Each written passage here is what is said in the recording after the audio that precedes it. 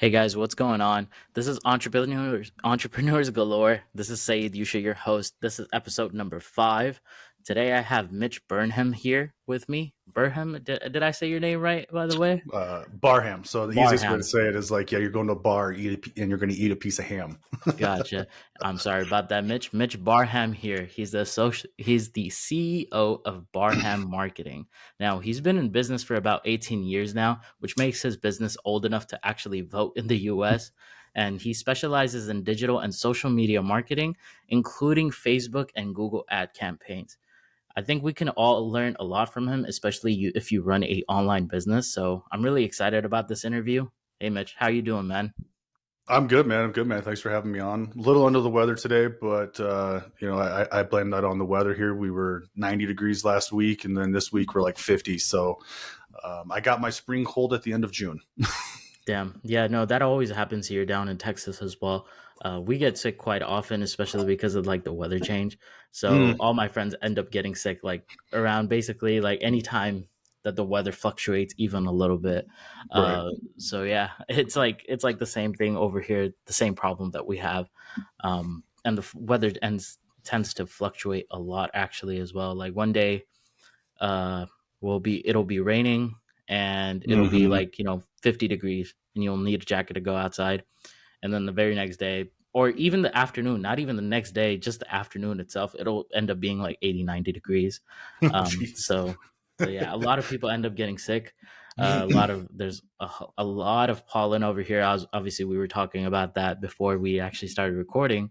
A Hmm. lot of pollen over here, so your nose is just always like clogged up. So yeah. I feel you. Yeah, we got tons of pine trees here. Like when spring first comes around, the roads turn yellow. There's like so much pollen, and Damn. you can wash like so. I have a black truck, and I'll take it through the car wash, and 4 hours later, it'll have a nice yellow sheen to it again. And I'm like, come on, like this is just crazy. And so allergies are horrible, and yeah, it's good stuff. So I definitely feel you on that. It literally always happens. There's always like a yellow tint on my car, especially like during like springtime. In the fall, it's not so bad, but spring and summer is just terrible. And you're just Yeah, sweating, even if you're just like walking out from your drive, going out outside of your house to your driveway into your car, you'll start sweating even then. That's how yeah. hot it typically gets. And it's super humid here. I don't know what it's like Ugh. over there. No, we're lucky. It's pretty dry up here.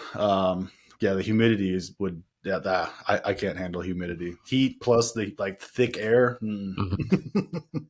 So, have you always been in Washington, or where have you, kind of lived throughout your life?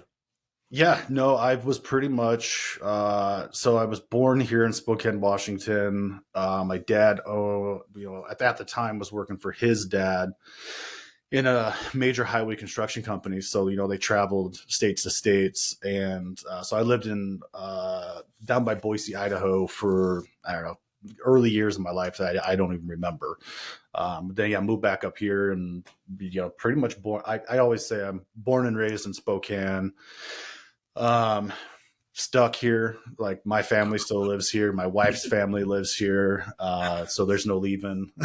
Yeah, you're stuck there for the rest of your life if your wife's family is over there. Then, 100%. Like for a while, her family lived in like Boise, Idaho. So I almost got out, but hmm, then her family moved back and was like, okay, well, I guess we're staying. yeah, yeah, you're definitely never leaving that place. No, no. Like Uh, even our uh, extended family's moving back. So like aunts and uncles and cousins. And it's like, okay, yeah, no, we're definitely anchored here. We're not going anywhere. yeah, no, you're definitely not. So, what is it like over there? Like, what's the pop? How many people actually live? Is it like a small town, or is it like an actual city? Because I've never heard of it personally. Yeah, so no, technically, it's kind of funny. So technically, by population, we're the second biggest city in Washington, but that's only because like the Seattle area on the West Coast is broke up into like, you have Seattle, and then like Bellevue, and all these like cities really Okay. making up one giant area. But so we have about a half a million, 600,000 people population, so it's not huge by any means, but dude, it's growing like crazy.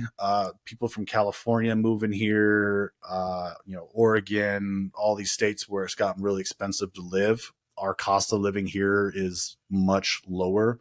So a lot of people from like California, so it's basically booming. And, you get a lot of people from like, say, California that'll move up here because what they would pay, $1 million for a house Mm-hmm. is a $400,000 house up here. So they sell their house down there, come up here, pay cash. Like Yep. it's crazy. And then tons of people from Seattle are coming over here. So I mean the cost of living is going up, but it's it's definitely booming. Um, we the side of the so we're on the east side of the state next to Idaho, which, like the middle of the state is kind of, it's farmland. It's almost deserty, really hot. Our side, we sit in like a bowl of mountains. So Mm-hmm. it's like you got, if you like skiing, like you'll love the winter here. If you like summer sports, boating, we have some of the deepest lakes around us. Even one of our lakes, or just across the border in Idaho, Pend Oreille, actually has a Navy submarine testing base in it, that because it's so deep, they can test their subs before they like take them out to the ocean and stuff. It's really crazy. Like you don't want to get too close to that place because there are armed guards. Yeah, no, I'm sure. I mean, Yeah. if you get too close, I'm pretty sure that they're probably going to shoot you down over there. Yeah. Yeah. No, there's, yeah, it's, yeah, But underwater fences and stuff. It's pretty crazy. yeah, no, I find it interesting that Seattle is actually having I mean, or at least Washington in general is having the same problems that Texas is having because of the Mm-hmm. Californians that are actually moving around. So, like you said, they would sell their house for like $1 million, and over here they'll get a house for like half a mil, and then Mm-hmm. they'll just pay cash for it, and it'll be much bigger, better, and newer than the house that they actually had in California. So they Mm-hmm. completely like skewed the market so badly for us. So yeah, the cost of living for us, even, it's getting pretty high now. Yeah. Everybody's been complaining about it because it's just skyrocketed for like, the last 2 or 3 years. Everything just, the cost of goods, everything just went up Oh, like crazy. yeah. Cost of goods. I mean, even our house prices around here, like I bought our house that we currently live in like 8, 9 years ago, Mhm. and it has gone up 3x. I mean, really, that 3x Damn. happened in, like you're saying, the last 2, 3 years. Yeah. And I'm like, we've done nothing to this house, like to make it worth what it is Yep. now. Like, this is insane. But like, part of you is like, maybe I should sell, take that equity. But like, then you're like, okay, well, if I do that, I just have to go buy another overpriced house. So it's Exactly. like a lose lose. And I'm like, forget it. Yeah, it's the same thing with cars over here as well. It's Oh. like one of my friends, he only owes like I think like $5,000 on his car to the dealership, but like the same dealership that he got his car from, they're offering him 15,000 to Mm-hmm. actually buy it back. And he was like, I could sell it, I could make 10 grand profit, but it's the same thing. Like he's just gonna be stuck without a car, or he's just gonna buy a super expensive car at that point with a high interest rate as well. Oh yeah, 100%. High interest rate. Yeah, the place that I bought my truck from, they probably call me once a week trying to buy it back. And I mean, I bought this truck like 6 years ago, and they Hmm. want to pay just top dollar for it. And I'm like, no, because then what am I going to do? Ride a Lime scooter around? Like, I can't Yeah, do there's that.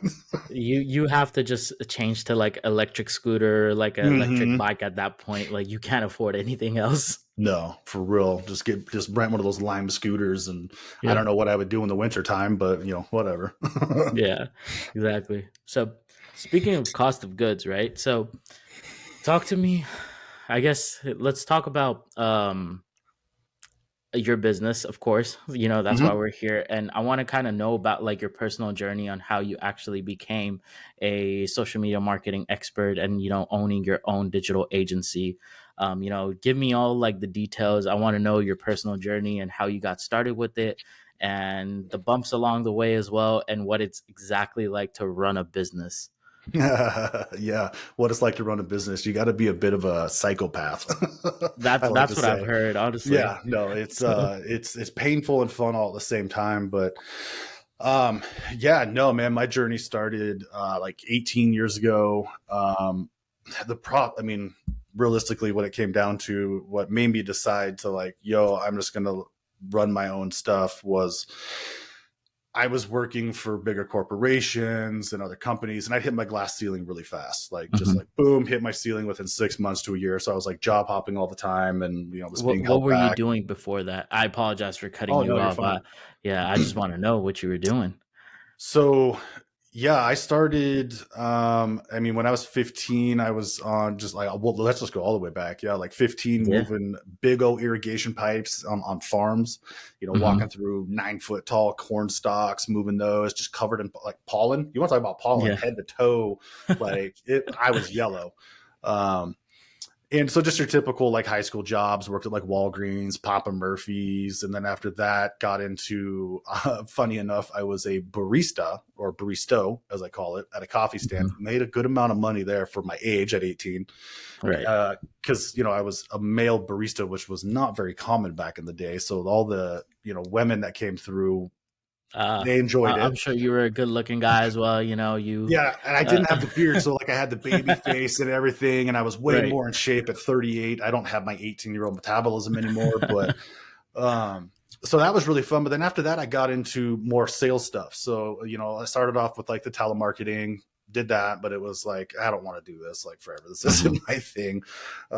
Then I actually got into selling cars, which is kind of funny. Like, there's so many people I talk to, whether it's in marketing or business owners, somehow we've all sold cars at one point in time. So I worked at like a car lot, did Hmm. that, I got out of that in all honesty, because like there was a car deal that happened. It was on an offsite event, and it on paper went through, but then I left on to go on vacation to Mexico, and everybody assured me like no way the bank's going to buy it like this, like with this much profit padded into it, blah blah blah. I came back and it went through. I felt horrible like for the person that bought the car, because I was also like, I wasn't your stereotypical car salesman. It was more of relationship building, like what are you looking for, not push you into something you couldn't afford. And Yeah. You weren't one of those sleazy car salesmen.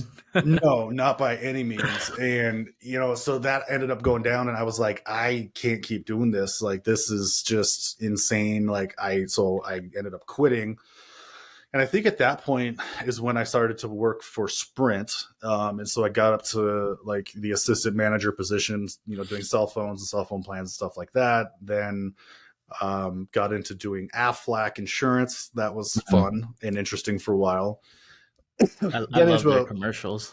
Oh, great commercials. Great I mean, they have good commercials. good products too, but um, and so then I kind of got into, and ironically, the last job I had before going like 100% in on being self-employed was I was the assistant manager of a giant apartment complex. Um, and I ended up, this is the only time in my life I've ever been fired. And I ended up getting fired from there after, a very long time, because I basically did something that I thought was okay because the manager did it to like help people out, get into apartments, and then I got in trouble for it and fired. But I'd already had my own, like I had my first online business going at that time. So I was doing a full-time job and, running my e-commerce store. So I was essentially getting up at like 4 in the morning, packing orders, doing customer service, getting ready, going to my job, coming home for lunch. But really my lunch was like eating frozen burritos Right. really fast while I'm packing orders and doing customer service, And dropping them what off were you selling? at that time. It was, there were supplements. So it was, Nice. this was back when it was like really hard to get, like the barrier to entry of the supplement space was a lot harder than it is now, or even in the last 5-10 years. But so it was kind of like a bodybuilding.com. I started ironflexsupplements.com, then ended up purchasing orbitnutrition.com from a guy I knew from the bodybuilding like online forums. Like, dude, this is OG. Like before you could even Yeah. advertise on Facebook kind of stuff. Like you Yeah. had forums and banner advertising and Google PPC. That was it. Yeah. No, I um, remember them forums, man. The they were most fun. Yeah, they were fun, but the most terrible UI that I've ever seen, of course. And it was just a pain to read through conversations because you didn't know some of the forums, they obviously Mhm. scrolled from up to down, and then some of them were down to up, and it was just terrible. But I Yeah. remember those days, man, the good old Yeah. days. They were the good old days. And I really loved the forums where they had the like public facing chat boxes. And so we would all just be like hanging out, chatting in these chat boxes. Like none of us, you didn't know who anybody was because we all had Nope. usernames and stuff. Yeah. But um, It's like the prehistoric Reddit, to be honest with you. yeah, no, literally, yeah, you're Yep. totally right. But I even find like Reddit's kind of more of a pain in the butt and difficult to use than like a V bulletin forum was back in the day. But maybe that's just my age. I don't know.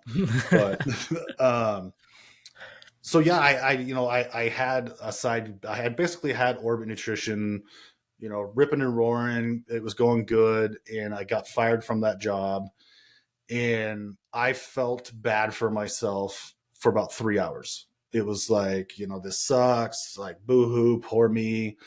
And then it's just like this light bulb kind of went off in my head where I was like, well, you know what? Like I still have this thing, and now there's no better time than to like right now to make this thing work. And like I'm Mhm. going all in. Like it's been a kind of a side gig, hoping to get to that size, which was, it's like I had a plan B with my full-time job. So if this thing didn't work out, at least I Right. still had this thing.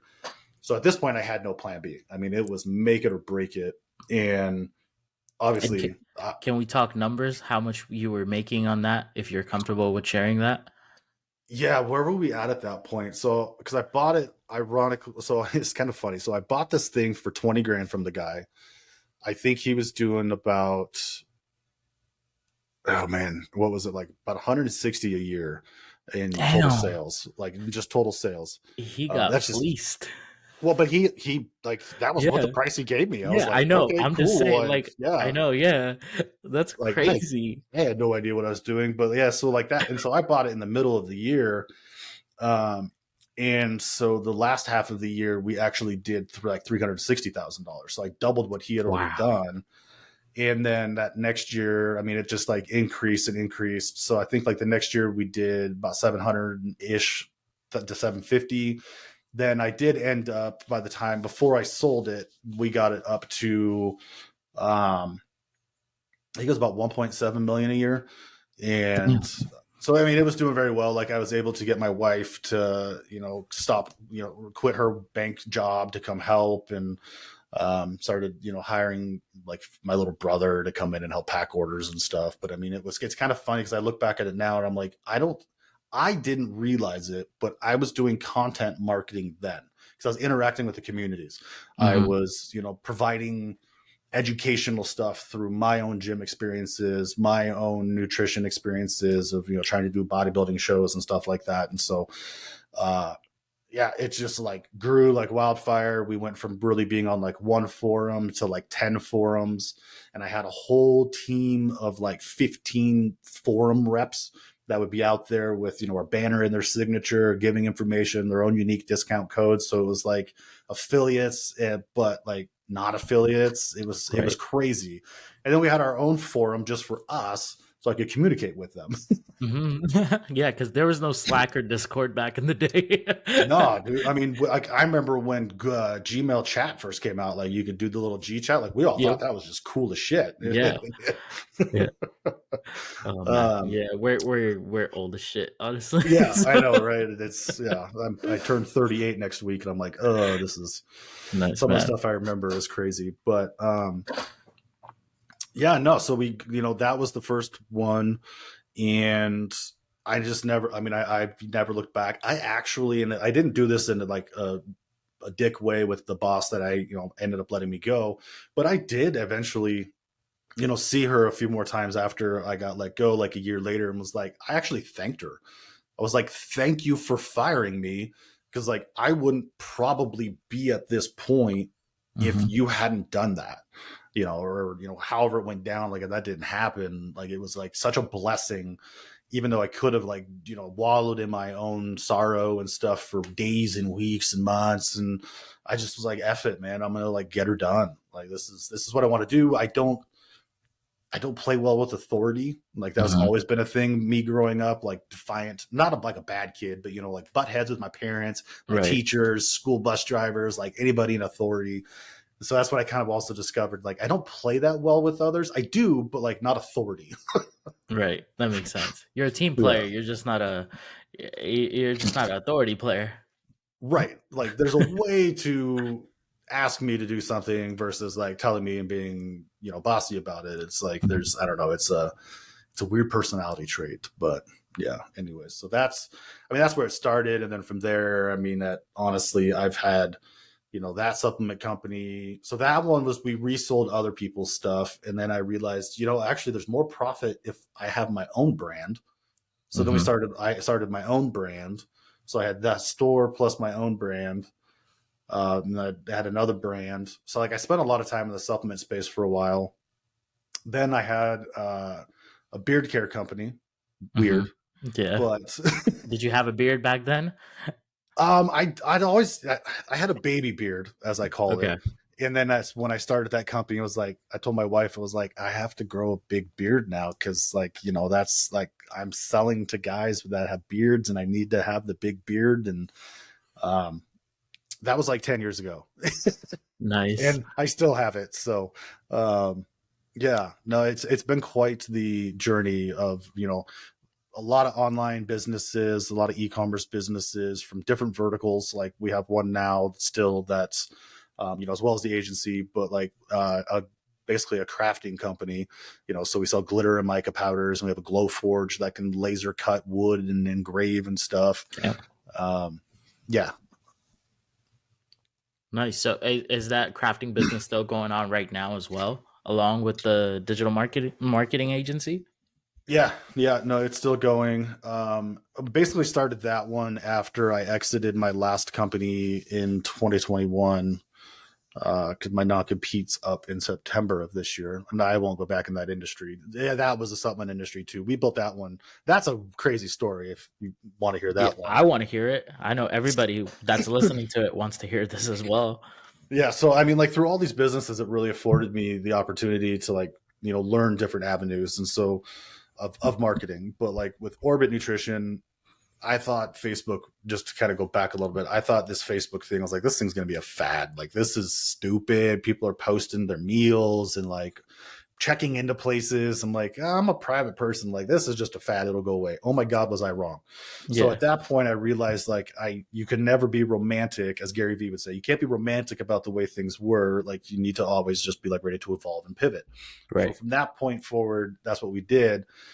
So with my last company, the when I exited in 21, my business partner and I started that in April of 2015. And we started with basically like one or two products. And it was like really centered for bodybuilders, like people who actually want to get on stage. And we differentiated ourselves from every other bodybuilding or every other supplement company by using premium ingredients that had patents on them. And we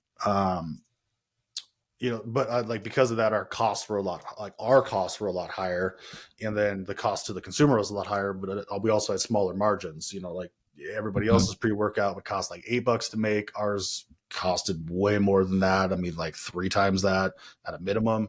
And then we only had like a 2x markup. So anyways, we started out in 2015. We did about $160,000 in 2015, sorry, April of 2015 to the end of the year. We did about 160.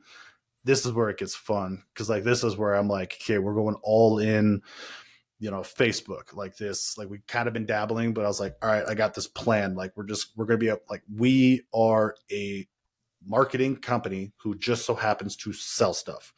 So my partner was the face of the company, and I was just a dude behind the scenes. Like nobody knew about me, which was totally fine. That I'm like, you're going to create these videos, you're going to give out your tips and tricks. Like you're well known, you're a big bodybuilder.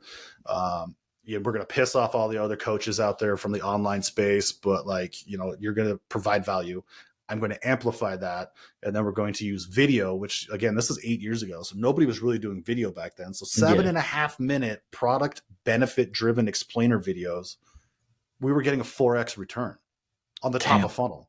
And then I was able Right. to retarget the video viewers. And I mean, this was pre iOS, so like the amount of retargeting we could do was disgusting. Hmm. Um, to the point where like our dynamic product ads, the retargetings back then, I was getting a 21 times return. Damn. That's unheard of now. And what was your cost then that you were getting a 21 times return on that? Oh, our cost per purchase was probably like $10. I mean, My if goodness. that, So, like it was so cheap. so you were making like at least like $210 on every $10 that you were spending. Yeah, no, it was Damn. it was like our AOV was anywhere from like 150 to about $200. And Um, what does AOV stand for? Average order value. Average order value. And Okay. so yeah, so we had the like that was a big focus, was like as we added more products, like okay, like that obviously our average order value is going to go up, but then at the same time, like how do we get our conversion rate up? But in 2016 is where like we started pushing out more content, more blog posts. I had him start doing these in the car episodes, so like it would just like I mean like horrible iPhone. We're talking like what, iPhone 8 kind of Yeah. thing, like horrible quality videos. They'd be driving around at night and like going from say their house to a restaurant, and he'd do this like 10-minute video with in the car, and it's at night, can't see him that well. But I was even going as far as like taking those videos and then ripping the sound out and uploading it to SoundCloud as a podcast, like just like Nice. little mini podcasts back then. And Yeah. so 2016, we ended up doing $1.3 million. It was just like, $1.3 million. yeah, Wow. we went 1.3, and then I mean, just kept going. Right, we ended up And getting to a point. Oh, go ahead. sorry, that so $1.3 million, that was revenue, right? Yeah, top line revenue. Okay. And do you remember like how much profit you were making on that? So depending on the products, but I mean our flagship product, we had I mean, it's actually disgusting. It was if I do the math real quick, because basically we sold it for $49.99. I don't even know if I'm doing this right. And it cost us this. We had about a 82% profit margin on it. It An was 82% yeah. profit margin on like, and if you obviously if you do the numbers with like $1.3 million of revenue, then Mm-hmm. that's an insane number. I mean, that's Yeah. more than like 900,000 a year. Mm-hmm. No, we did. So, Yeah, taxes sucked, but oh, of course, yeah. Especially, I mean, if you were still living in Washington at that point, mm-hmm. then taxes like even more over there. Yeah, So yeah, my goodness, though, and yeah. that was what you said, 2016. 2016. Yeah, the first Okay, yeah, full calendar year that we were in business. that was your first Um, year. Damn. well, yeah, yeah. We had the 2015, which was like a partial year, and then Hmm. 2016 was that first full calendar year, and from there it just kind of snowballed. So 2017, I think we did 2.2. 2018, it was like 2.5. Once you start getting up into the multi seven figures, it's really hard to double. I mean, Right. if you can 20% in a year, like that's great. Hmm. Um, so 2018 goes through 2019. We're doing pretty good. We ended, or no, 2018. So this is where it starts to get kind of crazy. Okay. 2018, our manufacturer in like September decides, hey, we're not going to manufacture for anybody except our own brand, because they had their own in-house brand, and you guys all have 30 days to figure out where to go. And I'm like, Bruh. okay, like I'm dropping $100,000 POs with you for one product. Where the hell are we going to go? Like, what are we going to do? Like, all of our flavor profiles are with these people. And I asked the CEO at the time, I'm like, yo, can I buy the flavor profiles from you, for the, like, so we can easily just transition to another place and not have to go through the trial and error of, Hmm. does it taste the same? Does it not? And he was like, no, if any place is worth their salt, they'll be able to figure it out. I was like, what? Okay, so that call lasted 2 minutes, and I just hung up and was like, whatever, man. Like, I can't believe that. Like, these are my buddies. The CEO wasn't, but like I had known the owner of my manufacturing facility at that point for like 10 years, bunch of the other employees, and I was like, oh wow, this is how I'm gonna get treated. Like, okay, cool. So we spent the latter half of 2018 into 2019 trying to find a new manufacturer, to the point where it was like I thought we were going to be screwed. Finally, that manufacturer that we were using their CFO comes around and goes, hey, Hmm. we have all of these ingredients that we're not going to use that were just for you guys. You know, are you willing to buy them? I was like, I would, but I don't have a manufacturer to go to because nobody can match the flavor, and it's not going to work. And like, I think we're going to go out of business because we're just going to run out of product. You know, like I don't know what to do. Ended up working out a deal with them that like, okay, look, if you buy these ingredients and send them to your new manufacturer, we'll give you the flavor profiles. I was like, deal. Okay, let's go ahead and do that. So that was the beginning of 2019. And I'm like, okay, sweet. Like, here we go. We're getting back in the swing of things. We were like 75% up year over year. Same time frame, you know, so it was like early 2019 versus early 2018. Like things are ripping, kicking butt. My business partner then passed away unexpectedly the end of May in 2019, 34 years old. Like just what, like that was like a huge blow. But he also had, you know, a wife and a son, just like I have, you know, a wife and a son. And like we were pretty well, like our sons are 4 months apart from each other. Nice. And I was like, shit. Okay, the face of my company's gone. You know, one, I'm grieving at the same time, but then like the face of my company's gone, right? And I don't want his wife to not be taken care of. So I mean, immediately I'm like, yeah, we're taking care of you. Like, don't even worry about it. I had about 3 months that I got away with still using his videos because remember, nobody knew about me. Right. Nobody knew about me. So people like our diehard fans thought that I was just some dude who came in, bought the company, and then you know, was using his images and likeness to, and I was like, no. So I had about 3 months. Then we pivoted and basically made the customer the hero of the company, you know, the face of the company, which so then was heavily leaning into UGC back in 2019. Right. So then, you know, 2019 ends. We actually don't end up down very much year over year because I mean, there was a lot of pivoting and trial and error. And then 2020 happens. Well, we all know what happened in 2020. Yep. But because I had already had to pivot in 2019, I think everybody could see the writing on the wall and what was coming in 2020 economically. And we were considered essential because we were a nutritional company. And so I was like, okay, cool, we can stay open. And we just I would pivoted. never think that a supplement company is considered essential. Yeah, But no, I know there's so many loopholes to it. I know so much 100%. shady shit was going on in 2020. No, So, I mean, they came out and were like, hey, if you're a supplement company, a supplement shop, like you're considered essential because you can provide, you know, new, you know, vitamins and nutritions and stuff. And I was like, okay, cool. So we pivoted our messaging and our products. There were no bodybuilding shows. There was no gyms open. I'm like, there goes our core customers right there. Like they're completely gone. And so we pivoted to more of our, like almost lifestyle style products. Like we had a protein cereal that was really good, you know, low fat, low carbs, low sugars. And so I pivoted to that for, you know, healthy foods with Facebook ads. Like, dude, at this point in 2020, Facebook ads hadn't been that cheap in 6 years. Right. Like, I loved it. I ramped our spend up and focused on that and like our phosphatidylserine product that was great for like anti-anxiety, lowering stress levels, you know, just overall calming. And we really pushed those two and managed to grow 25% through 2020 without being able to push my flagship products. Like it was nuts.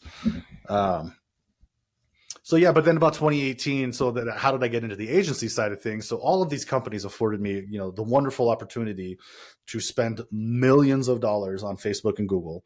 Like that last company alone, I think we spent over $4 million in like the, you know, the all the way up until I left, it was probably almost $4.5 million just on Facebook. So, but we were getting like a 4 to 5 times return just account wide.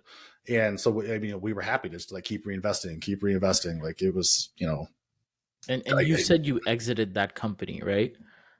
Yeah, I did. It ended up, it wasn't like the most pleasant of exits because personalities clashed. And I guess essentially I was not really asked to leave, but like they offered to buy me out 3 times. And I was like, okay, I've been doing this for 7 years. Like, I don't see the problem. but okay, you're not grateful. I'm out. Like, Hmm. let's figure something out. And I'd already had the agency on the side at that time because I'd had a bunch of buddies come to me, not really buddies, but acquaintances come to me that knew how good everything was going within my other businesses because of the marketing I was doing. And they were like, hey, could you run our ads for us? And I mean, literally, bro, it was like, all right, like, let's see how this goes. And it just Right. went from there. And yeah, so then 2018, the agency Barham Marketing was born kind of by accident. Hmm. It was born because you were forced into an exit. That was the accident, or what was the accident? Well, just the accident in the sense of like, I never really, it was more, it was forced. I guess accident might not be the best word, but it was created more of like as a side hustle, like, Hmm. oh yeah, I got a few clients here and there. At that time I was still part of the other company. So, I didn't get bought out until 2021, but um, And I was still young. how much was your exit, if you don't mind me asking? I can't really say, Gotcha. That's completely fine, man. those lawyer documents, but Yeah, no. yeah. Yeah, they'll Um, definitely get you in trouble. So yeah, no, I know. Yeah, I don't need them. Good Lord. But I mean, yeah. my non-compete's up in a couple months, but anyways, Okay. Well, we'll um, revisit and shoot part two of this, and then the part two yeah, is just gonna be like, hey, this is how much the buyout was for, and then that's it. So, there you go. Quick 2-minute podcast. yeah. Yeah. um, but yeah, no. So then, I mean, that's how the agency was kind of like really came about, and there's the whole timeline with the agency too. I mean, it's like this whole thing has just been a crazy roller coaster. But I had the agency on the side. Had some local people I know that I kind of went to school with. They had their own agency, and I was like, hey, do you want to team up? We did. Didn't go that well. So then we parted ways again. Like, I took my clients, they took theirs. And I mean, realistically, I want to say that was actually December of 2021. Hmm. So, and I don't have any NDAs on that. I mean, we literally just like separated things Right. and like we all went our different ways. But, and then, yeah, so 2021 happens, or then we roll into 2022. A bunch of kind of drama went down with people that left with me. And, that got resolved in the middle of 2022. Basically, we parted ways with the one person that was causing a lot of problems. Hmm. And so, like, mid-July of 2022 to now, we have 10x in size. So Nice. yeah, like, it's crazy. And how many employees is that? So funnily enough, excuse me, I have myself, Nicole, Ryan, and Brittany, who's a contractor, very part-time contractor. But there's three of us, but we're very good at building out systems, processes, and being really efficient. AI has made things so efficient. Right. And that's a whole other thing I'm sure we'll touch on, but yeah, Yeah. there's literally three of us. I have a fourth, another person starting middle of July. Because we're getting to that point where I'm like, we need more help. Yeah. Just because of the sheer clientele that you guys have, right? Yeah, 100%. Okay. So what is that like? So talk to me about like what's the hardest part about running the business as a digital marketing CEO? Oh man, the hardest part. Somebody asked me this yesterday too. They're like, "What's your biggest challenge?" And I'm like, "I don't know that there's really a hard part. I mean, it's all hard. Like, I I tell people, being self-employed, you kind of have to be, a masochist, a little bit of a psychopath. Like, you will work 80 hours a week, you Hmm. will worry about things, but you will work the hardest you've ever worked in your life, and harder than you will for anybody else. Really, I don't know that there's really anything that's hard because we've gotten really efficient at getting work done, streamlining communications. Um, the most the one thing I worry about the most, that instead of like the challenge, because it's not necessarily like, it's a challenge to get the client's results, Hmm. but that's the fun part for me and the team is like, okay, cool, we have this business, okay, now we got to do this, and then we start getting results, and it's like, yeah. But that's probably the biggest thing I would worry about is getting them results and getting them results fast, because the Hmm. business owner in me outside of the agency world, I always, in all my other businesses, I mean, I wanted that money to work and work fast, like just start Right. producing right away. So I almost take on, I guess the biggest challenge is not taking on all my clients' businesses like they're my business. Hmm. Right. So what are some of like the things that you would say that actually make up a successful like Facebook ads campaign or a Google ads campaign? Yeah, so the three, I mean, they're kind of different. So let's go with Facebook. Yeah. I mean, one, like any agency or business owner, you got to understand the difference between the platforms. Facebook is proactive, Google is reactive. So people have a problem, they're going to go to Google, they're going to search it, or they're looking for something, they're going to go search it. Facebook, you're Mhm. creating FOMO, you're creating demand, right? Um, so Facebook, like, I mean, the easiest ways to make sure you're going to have a successful Facebook campaign is really one, knowing what your objective is. And for the most part, I think everybody should always live in, if you're e-commerce, you live in the sales objective, which used to be conversions. And if you're a service-based business, you live in the leads section. Don't do anything Okay. else, because the objective you pick legitimately tells the algorithm, go show it to people who are most likely to do this. So if you pick video views, it's going to show it to people who like to watch videos. So picking the right objective is like number one. Number two, you need to know who your customer is and be willing to spend a little bit of time diving deeper than just like the high level categories that have 240 million people in it. Like, it's too broad. Everybody else is going after that same interest, right? It's too easy. So what we like to do, and what I've always done, because like the supplement world has always been saturated as crap. And so what I learned to do was, okay, here's my ideal customer. I'll just use my old company as an example. They're 30 to 50, and they're into fitness and nutrition and all that stuff. Okay, cool. But I'm not going to target those interests, because everybody is doing that, and it's going to be very high CPMs, a very expensive category. So I go deeper. What clothing brands do they buy from? What shows are they watching? What influencers are they following? Like magazines are they reading? Books? Getting in front of those people through different interests and methodologies than just like the usual ones. So that drove our costs way down. And I think if people could literally do that now, because you can still do that now, it takes a little bit of time, and understand that every interest you think of or come up with isn't going to pop up, but you will get lower down. Like, you almost have to, and this is going to sound horrible, I get paid to stereotype the living crap out of people. Right. My team and I, we have to stereotype Yeah. I mean, people. that's what selling ads is, right? Yeah, literally, So like, we're stereotyping you. yeah. And what TV shows are you watching? Good example would be, like, say, gun holsters. Well, Mhm. that's just kind of a taboo subject, and you can't really target, the NRA or Smith and Wesson or stuff like that. So now you have to really stereotype the kind of client or person that you're getting in front of with their TV shows. Yeah. What extracurricular activities are they doing? So doing that is very important. And And then, of are those, course, sorry to cut you off, but I'm curious, all of those are options that you can select whenever you're creating a Facebook ads campaign. Is that correct? yeah, 100%. So Okay. during the campaign creation, it's at the ad set level, where you can pick, your demographics, so your age, sex, location, and then put in interest targeting, or create, use custom audiences that you create based on website traffic, purchases, stuff like that.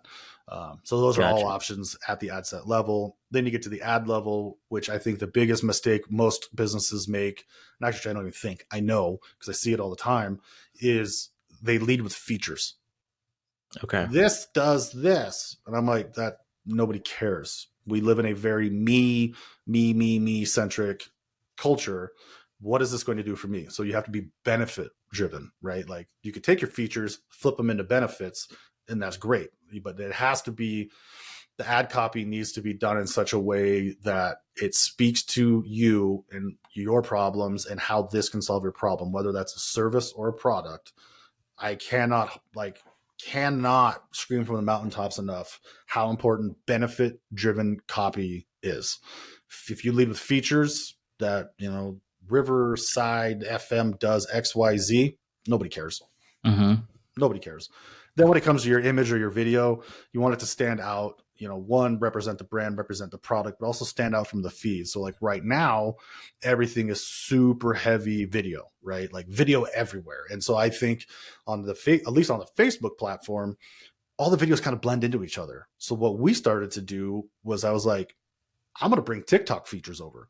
I'm going to bring the big headlines, the cool captions, other call out features, because those will stand out from the feed. And so you got to kind of be on top of that as well. And then sending them to either the direct service page or product page or category page. Like, yeah, kind of the top 4 things for me on the Facebook end.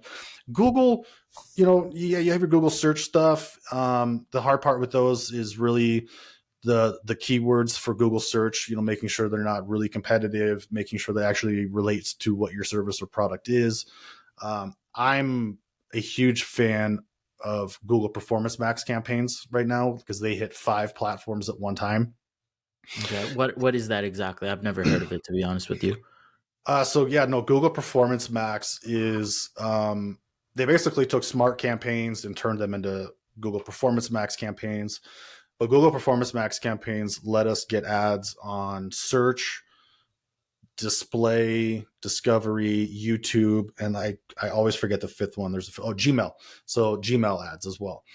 And you basically go through in, let's say, your service based, whether you're service based or ecom based, you have one campaign, you build out asset groups, which you can look at those as ad groups in a search campaign or ad sets on Facebook. So each category has its own asset group, its own set of audience signals, headlines, descriptions, images, videos.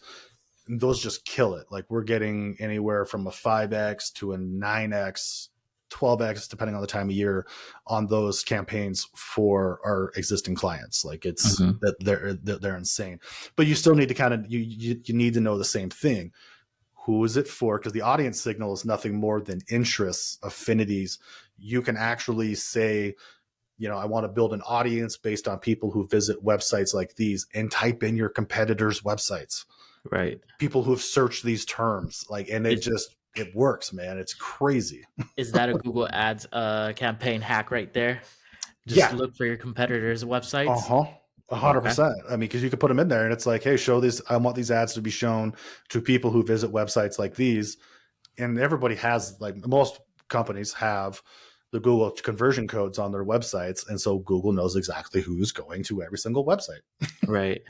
That's insane, man. Mm-hmm. That is crazy. I always knew, I'm obviously a software developer by profession, so I always knew like the information is out there, and it's always about like finding new and creative ways to actually use that information for your own Mm-hmm. benefit. And I think you're doing an amazing job, obviously. I mean, you've been in business for a really long time now, so I'm sure you're doing great things. Yeah, no, it's like, and these are just the little things that, over time you learn, and, keeping up on what you can and can't do. Like there's, deep hidden gems inside of both platforms that it's just a matter of like how, how do you find it? How do you learn it? Myself, I know, people always ask me like, how do you stay up to date on regulations? Which really, there's not a whole heck of a lot of regulations, to be totally honest with you. It's like the Wild West. Yeah. Um, I mean, but staying when it up on comes like to, best, oh, go ahead. go ahead. No, sorry. I was going to say, just when it comes to like staying up on best practices, I mean, one way I do it is like there's certain websites and blogs that, people I follow. I have a great network of very smart marketers that are smarter than me, that are willing to share their advice and what's working for them. Still have a lot of e-commerce buddies that have huge 8-9 figure stores that like I talk to, what's working for you now, and they ask me the same thing. So it's just kind of like having that network and being able to stay up on top of it, but also knowing if everybody's doing X, it's time to move to Y.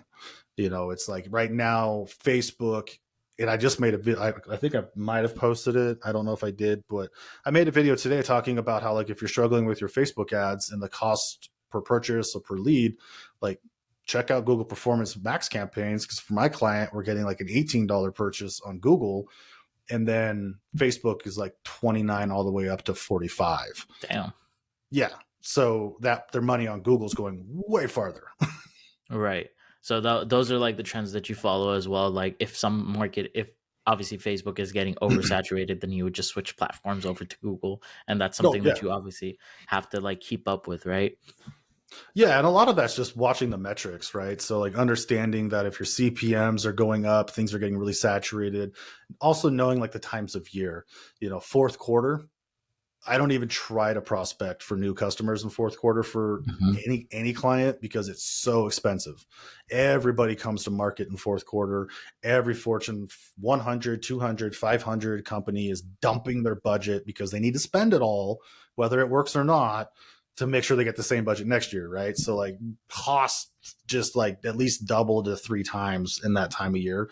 And then January, February is really cheap because now everybody's off the platform again. Right. So you can kind of learn the ebbs and flows, and then you can watch the numbers. You watch your click-through rates go down. Okay, maybe I have a crappy ad, but if my CPM's also going up out of nowhere, like, oh crap, things are getting really expensive. If everybody's here, I'm going to try to go over here where there's still attention, but it's going to be more cost efficient.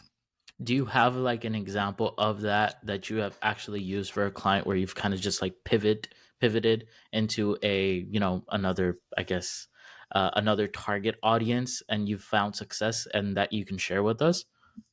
Yeah, I mean, 2 of them really. So we had and the only reason they're not with us anymore is because we maxed out their service, and like they can't hire enough people to keep up. So we, temporarily on pause. But it was basically a maid cleaning service in Toronto, Canada, and she thought for sure Google was where it was going to be at, and she wasn't wrong, but not a lot of her competitors were on Facebook. So we created the demand, we created the FOMO, and we're just killed it. Got a lot cheaper results on Facebook than Google, because Google for her industry was more saturated, because that you would think Hmm. that's something that you're going to go search for. Right. True, but only if you're ready to like pull the trigger right now. So if we can get to create the FOMO, retarget you, get you to submit their leads, then they sell you. We were able to do it a lot cheaper on Facebook. Then you have the reverse, what is literally happening right now with like the client I was just telling you about. Facebook ads are landing purchases, let's just round up to like $30 all the way up to, I think it was 49. Okay, but it's saturated for that industry. It was like, you know what, let's give Google Performance Max a try. And Hmm. it's literally, so on Facebook we're getting a 3 to 3.2 times return.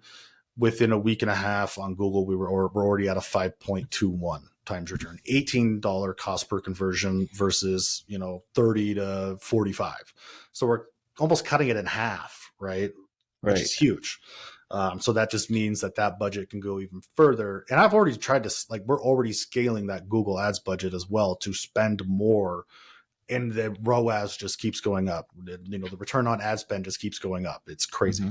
And so for something like a maid cleaning service in Toronto, right? How have you toggled hey, this is the audience that I want to capture. Like what TV shows would they have watched? Like what creative ways did you actually like niche down and lower your CPM? Man, what did we do with that one? Because Toronto's huge, so I mean, we had to Hmm. definitely geo target as well. Um, what interest targets did I do for that? I mean, there was some. I think I was able to put in like other cleaning services. Okay, so they're Um, competitors. yeah, and there was a lot of like certain age groups we were going after, and then, gosh, that one I don't remember off the top of my head. That one was a couple months ago. Um, because they were a higher end made service too. So I mean, I was going Okay. after like some higher end TV shows, some HGTV stuff. Mhm. Um, Yeah, the HGTV is definitely a higher end channel, yeah, so I could definitely see that.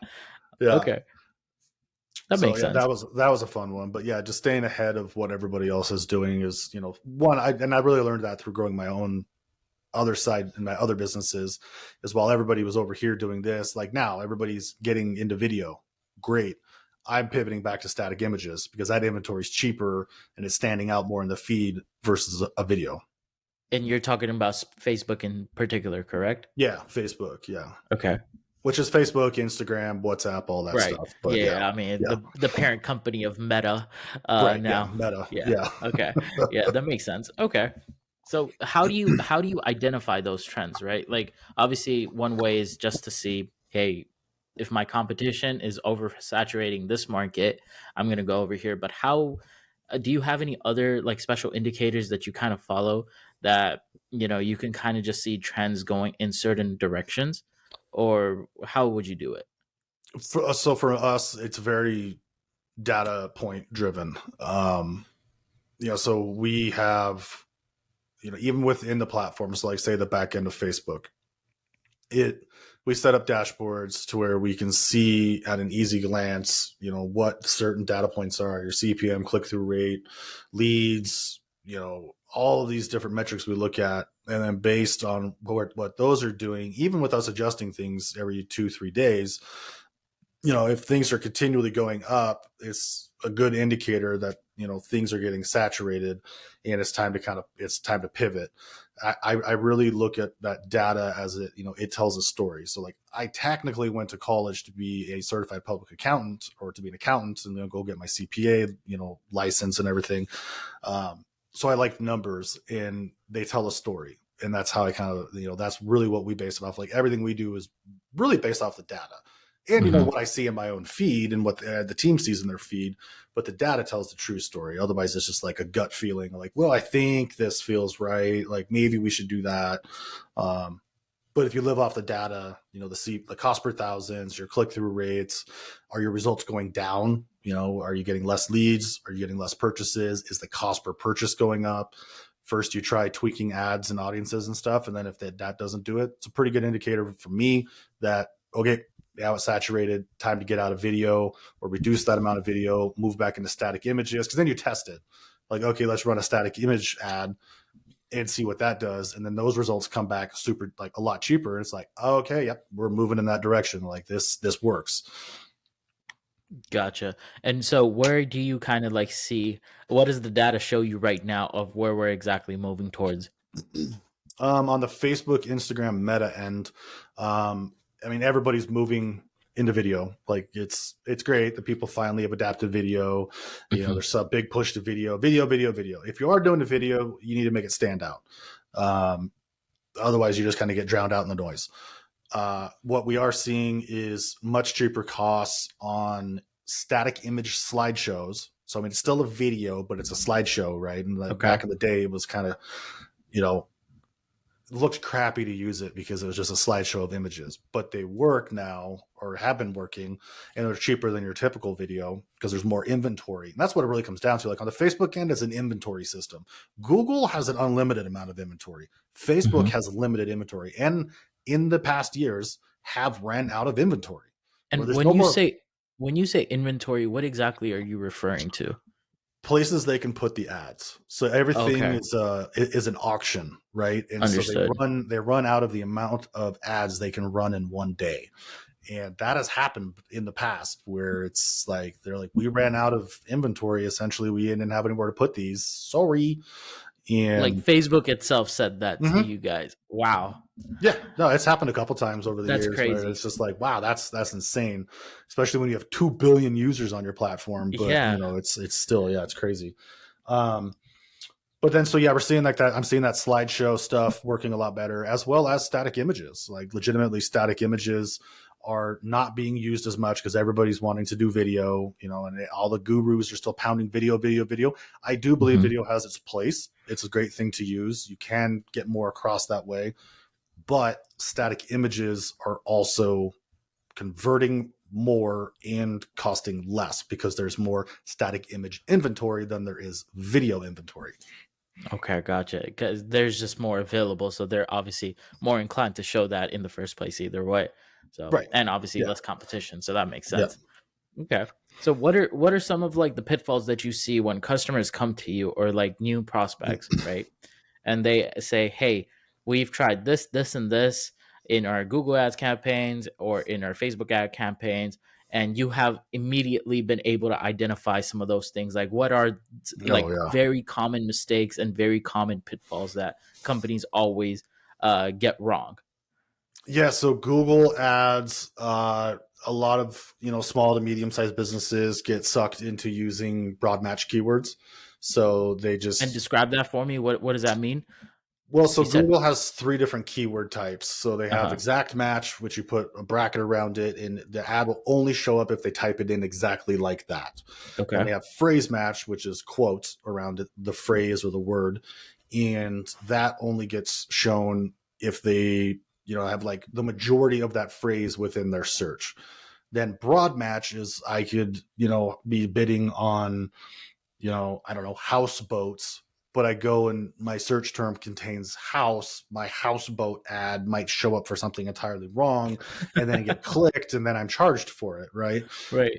So I mean that's like the number one thing that I see. And you're saying that customers and tend to just go with the broad one, correct? Right. Yeah, and Okay. that's honestly that's instigated by Google itself. The Google reps, I use this Yeah. lightly, Google sales reps, as I call them now, will push customers into using broad match because, oh, this will get you more conversions. And there are people out there that it works really well for, but they're also larger companies. And I can afford that, right? And there's a lifetime value associated with these purchases.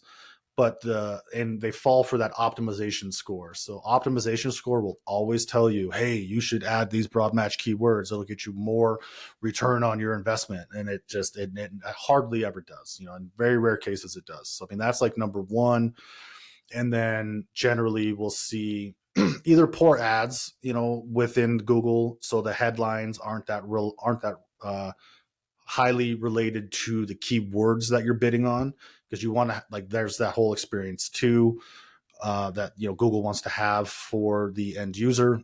And then probably the third one is while they're creating the campaign, they'll shove every optimization option they have on there. So say they just want leads or purchases, they'll also have app downloads, website visits, lead forms. I'm like, what do you do? No, just pick one. Like, please Uh-huh. just pick one. If you're doing leads, like do leads and calls. If you're doing ecom stuff, just put purchases. That's it. Because Hmm. you're telling the platform what to optimize for, the algorithm to optimize for. And if you Um, pick too many things, then it's not going to optimize correctly, right? right. It's like throwing spaghetti against the wall. It just Okay. doesn't work that well. Um, Gotcha. So yeah, I mean that'd be like the Google end. I think you asked about Facebook too, but and then like the Yeah. Facebook stuff, a lot of it is poor interest targeting. So getting in front of the right person, or they're running the wrong objectives, which like oh we're running a traffic campaign to get people to our website to then retarget them with a conversions ad, and I'm like no, just go right for the sale. Like that's worked forever. Just go right for the pop because the algorithm is going to show your ad to people who are most likely to purchase. Um, Interesting. So yeah, and there's then no there's no sales funnel in that. Like, they, as long as they're on Facebook and they're ready to purchase, you're just like, no, just go to sell, add to cart right the away. That's it. Oh, Okay. 100%. Because like Facebook and Google, they have so much information on people still that we as marketers can't get to anymore. But like, dude, when I started just digital marketing stuff back, like Facebook was legitimately the Wild West. I could target you based on how many credit cards you had, if you rented or owned, if you leased a car, didn't lease a car, what your exact income was. Like I could get an ad in front of one person, but then they got Uh-huh. in trouble with Cambridge Analytica and all that got Yeah. pulled away from us. But it was the Wild West, man. Like it was nuts. But they still have all that.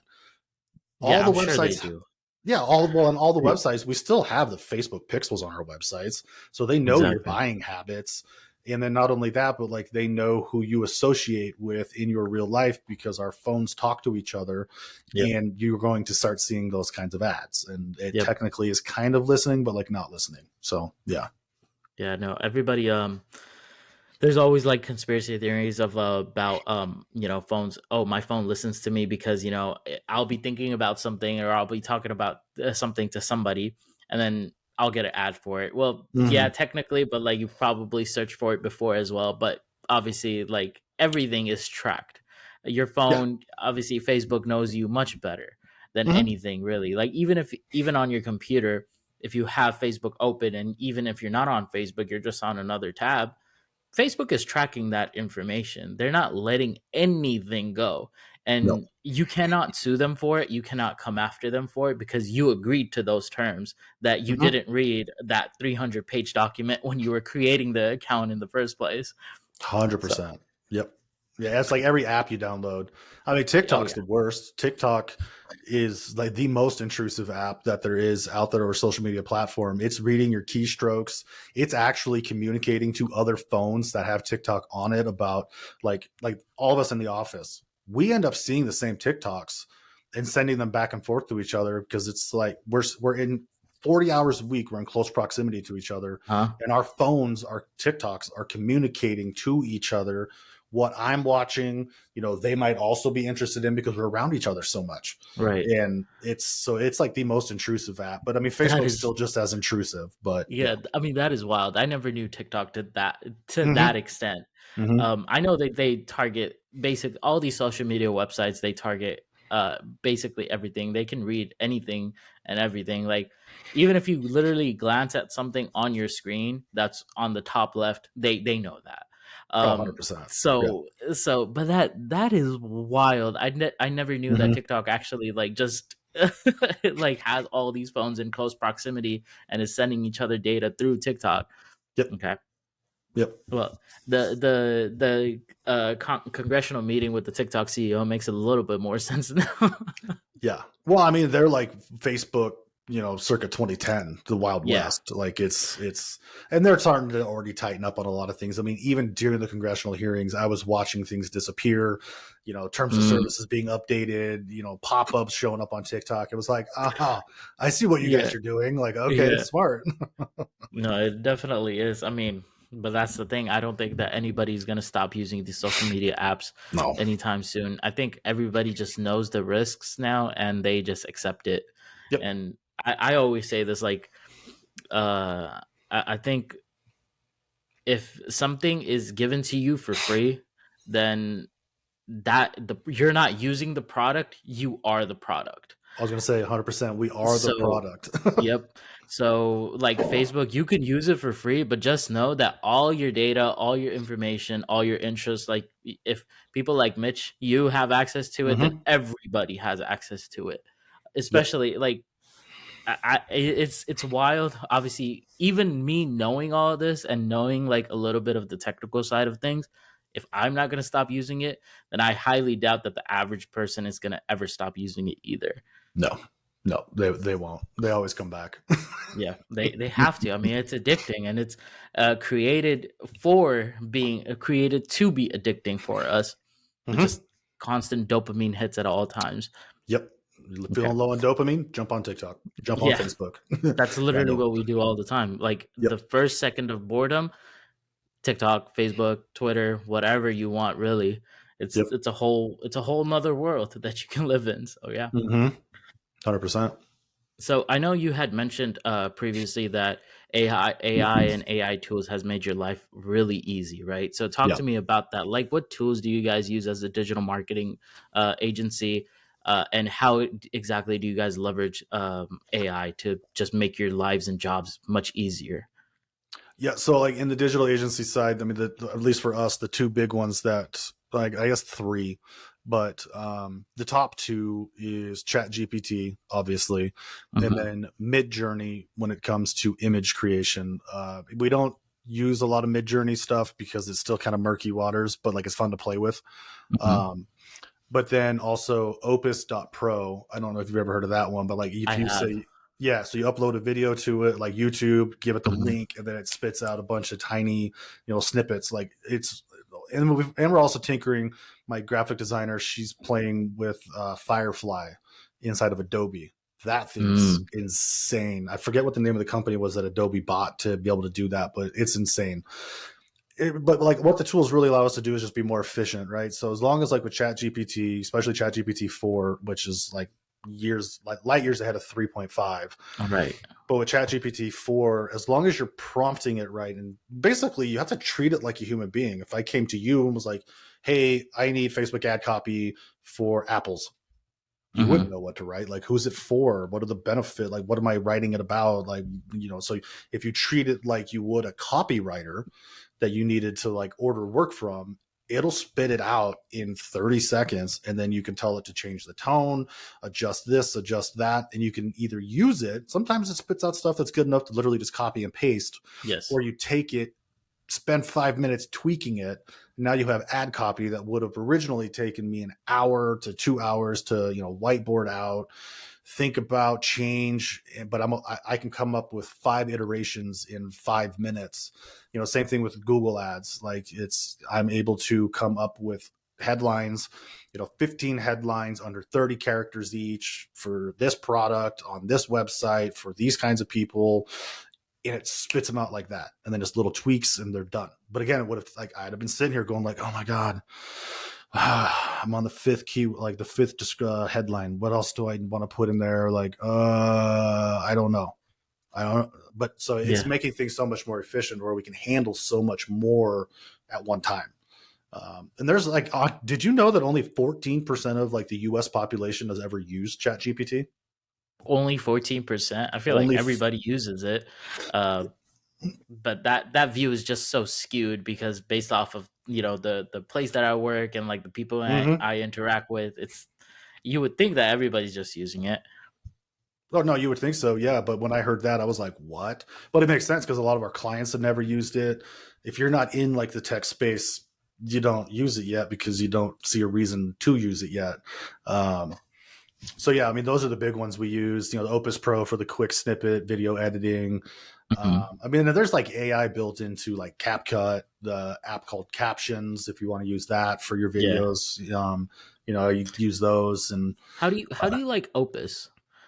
Because I've used it and I've uploaded like a YouTube link just to test it out. I don't Mhm. like. I think it didn't capture like the viral moments like when I was actually like manually reviewing it. But then again, maybe I'm the problem and the machine actually picked up properly. But what do you think about it? No, I don't think you're wrong. I've done it a few times, and I think it spit out, I don't know, 5 to 10 different ones where it thinks are better or which ones are good. And it did, out of those like 5 to 10, give me like one or two that I was like, okay, this one might be worth, like, this one would probably be worth posting. But the rest, I was like, this doesn't make any sense. Or, it Hmm. didn't do the split screen, and it's just you talking. And I'm like, where's the other guy? Yeah.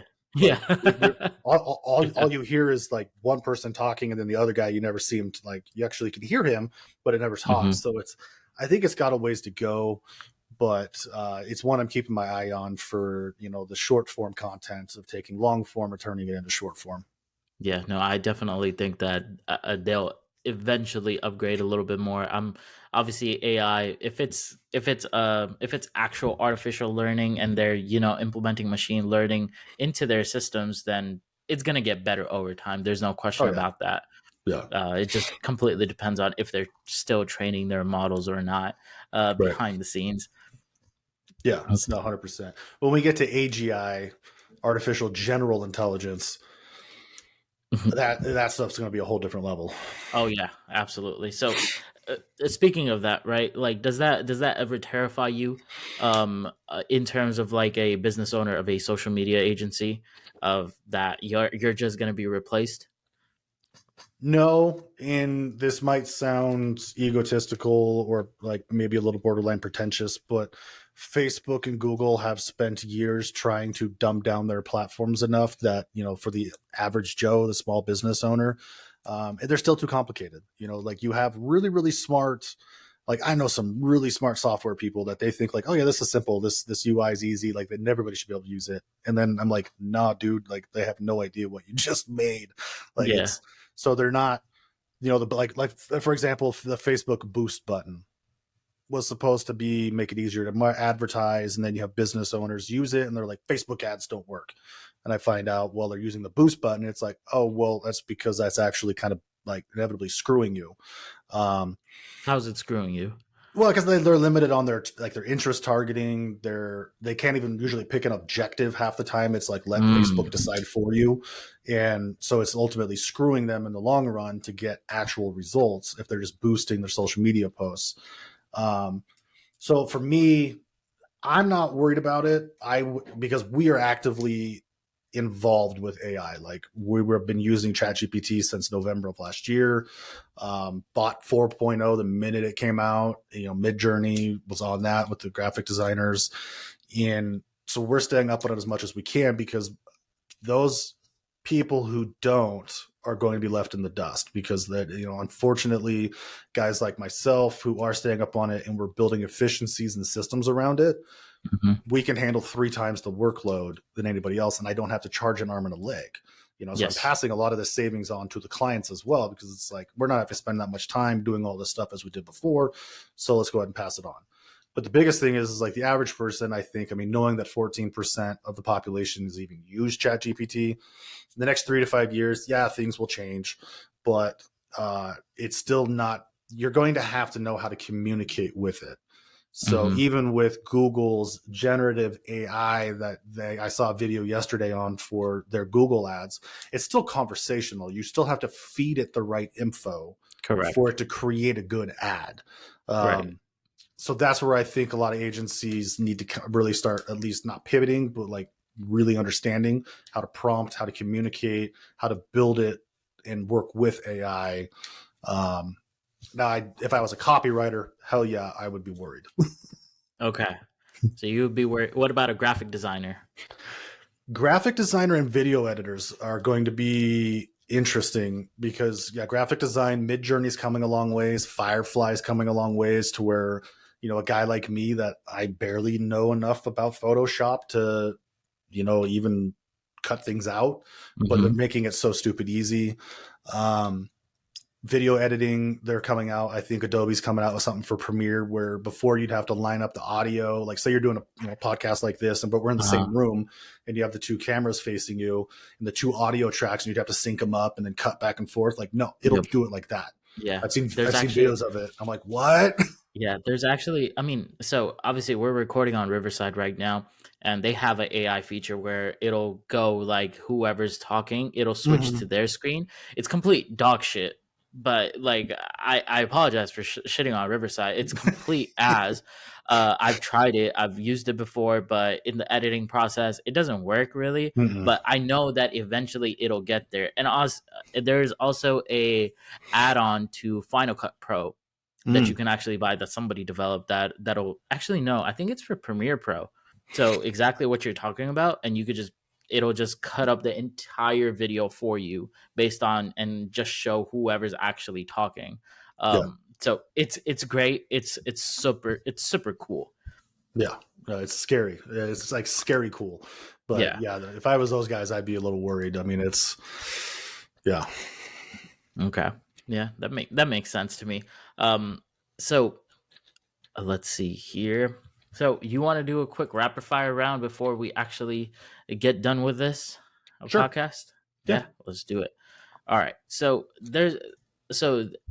one of the things that I obviously want to ask you is if you had to start a digital marketing agency from today, just completely from scratch, what would be your first step and how exactly would you go about doing it?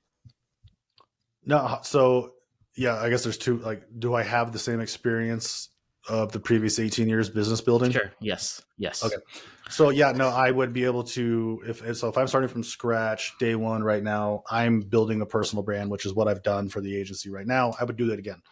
Build the brand around my knowledge, being able to showcase our results, my expertise, build the authority 100%, and just getting that everywhere. It's a real estate game, as much real estate as you can take on. Like I would 100% do that. It's a lot harder for people that don't have any kind of background in it to get started because you got to convince people. But I Mhm. would, yeah, with my background, I would 100% start it, and I would start it by just organic content. That's how we've 10x this last year is organic content.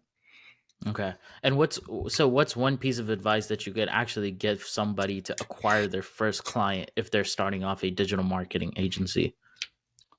Just be able to showcase, results. Like if you have a simple case study, it could be you drove leads, you drove phone calls, purchases, like just having something to fall back on results wise. Be confident in, your abilities that we all struggle with that. Like, I mean, there's even times where myself, I'm like in the middle of a call and I get like nervous because I'm like, wait a minute, like I don't know. But they're like, no, we can do this. Like, Hmm. it'll totally be fine. But that confidence comes through. Like, don't be so confident you're a dick, but be Hmm. confident in what you know, and that comes through to the client as well. But also be authentically you. Like, I attract a certain kind of person. Like, I 100% attract driver buyers, people who don't need to know the data, the analytics, and all this other stuff. They're just like, he knows what he's talking about. They 20-minute phone calls, done, signed up. But that it takes time. But like, if you're Right. authentically you, you will attract the right kind of person to work with you. Understood. And would you advise people to actually go to get their first client? Would you advise them to work for free? Or is that something that you're against? I don't like that because I don't Okay. believe people. This is going to sound horrible, but usually the lowest paying clients are the biggest pain in the ass. Dude, Um, I 100% agree with you. Yeah, they are the biggest pains in the asses, and free. Nobody respects free. So you could, I have recommended to people that like have no background, no nothing. That's like, hey, like maybe do like a 14-day trial, and if you get results, like they sign up, and then your month starts there. But like doing it for free for a month, like no. People will abuse you. They won't respect what you do. It will never be enough. And then when it comes time to pay, they're going to be like, no, just keep doing it for free. Why would I pay you? Right. That's my 2 cents. That makes sense. Okay. And what's one piece of advice that you can give entrepreneurs just in general who are trying to start off their own business, but don't know what first step to take? And it could apply to life, to business, really any industry or any part of life that you want. Yeah, so when it comes to like starting on, that's funny you asked that question because I feel like that got brought up in one of my TikTok lives yesterday. They're like, if I was to start my own ecom store, like what niche should I go into? And I was like, honestly, it's what are you passionate about? What are you interested in? Like, do something that you're going to have fun doing. If it's Hmm. not fun working for yourself and the amount of hours that you're going to put into it, because I mean, I get up at 5:30 in the morning, open my laptop, I leave the office at 5:30 in the evening, but I'm still also checking things from my phone and answering emails. Like, you work 24/7. So make Hmm. sure it's something that you have fun doing, you can enjoy, and are passionate about, because then if you need to make content about it, your passion comes through the video or the image or whatever. You know what I mean? Um, then even like in the personal life, have conversations. If you're married, have conversations that for a little while you're going to be working a lot. Like, and it's not that you're trying to distance yourself or work is more important. It's just, if you don't have, ideally you don't, I mean, this sounds weird, but ideally you don't have a plan B and you have savings, right, that you can live on for a little bit of time while you're building up.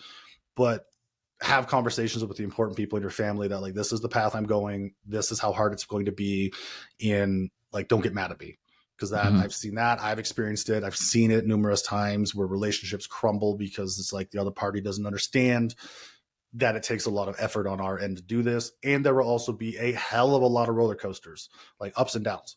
You will have really, really great days, really, really great weeks, and then, oh my God, and then, oh yay, and then um, just buckle up. Like, it's the craziest thing you'll ever do, but it's also the most fun and rewarding thing you will ever do. Okay. And last but not least, I want to ask about the best piece of advice that you ever got. Oh gosh.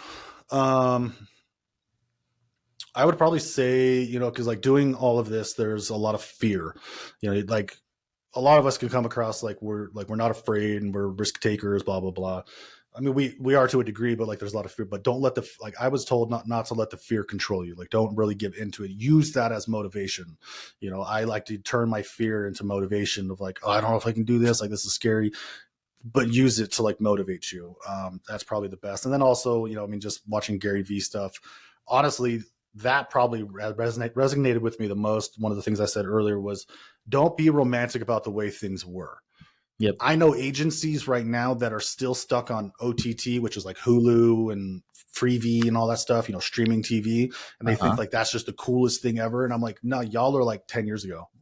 Like, Yeah. it's you're romantic about the way it was.